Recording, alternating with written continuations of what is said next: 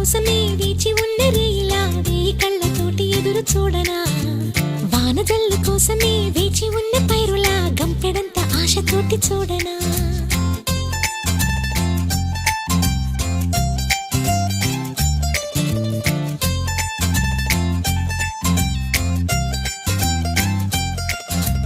జోల పాట కోసం ఉయ్యాలలోన చంటి పాపలాగా కోడి కూత కోసం తెల్లారు జాము పల్లెటూరిలాగా ఆగనే లేనుగా చెప్పవా నేరుగా గుండెలో ఉన్న మాట ఏ ఒకటి రెండు మూడు అంటూ అరే ఒక్కో క్షణాన్ని నేను